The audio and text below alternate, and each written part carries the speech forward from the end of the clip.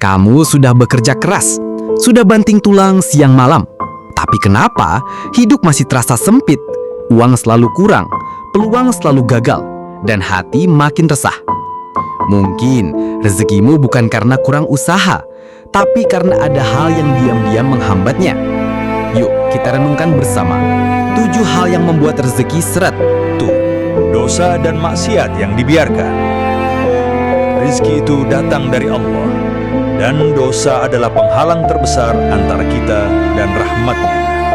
Bohong, zina, riba, durhaka pada orang tua, melihat hal-hal yang haram, bahkan maksiat kecil yang dianggap sepele, semua itu bisa menghalangi keberkahan dan kelancaran rizki. Rasulullah bersabda, sesungguhnya seseorang diharamkan rizkinya karena dosa yang dilakukannya. Hadis riwayat Ahmad. 2. Makan dari sumber yang tidak halal. Kadang kita merasa rizki kita cukup, tapi ternyata yang masuk ke tubuh bukan dari jalan yang halal.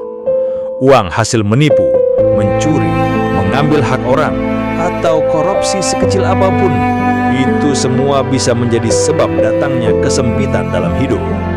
Allah berfirman, sesungguhnya Allah hanya menerima dari orang-orang yang bertakwa. Quran Surat Al-Ma'idah ayat 27. 3. Kurang bersyukur.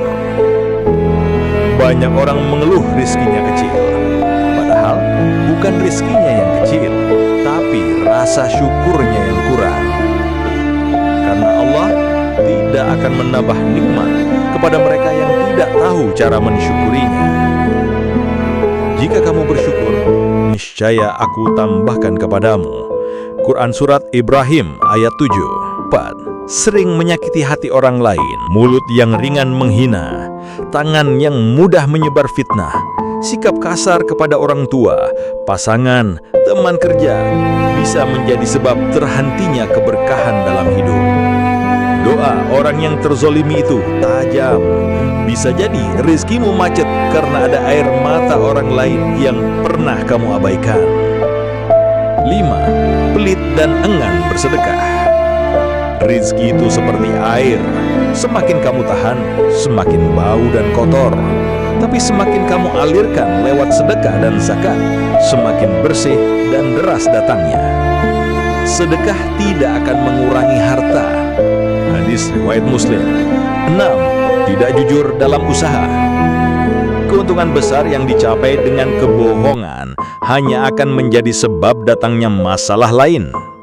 Usaha yang dilandasi kejujuran dan amanah, walau kecil, insya Allah membawa keberkahan. 7. Malas berdoa dan minta pada Allah. Kita sibuk kerja, sibuk cari koneksi, sibuk promosi, tapi lupa berdoa dan mengadu pada pemilik rizki. Kadang kita percaya pada CV dan ijazah, lebih dari percaya bahwa rizki itu diatur oleh Yang Maha Kuasa. Berdoalah kepadaku, niscaya aku perkenankan bagimu. Quran Surat Ghafir ayat 60. Jangan hanya memperbaiki usaha, perbaiki juga hubunganmu dengan Allah, dengan orang tuamu, dengan orang-orang di sekitarmu. Rizki bukan hanya soal kerja keras, tapi juga soal hati yang bersih, akhlak yang baik, dan taat yang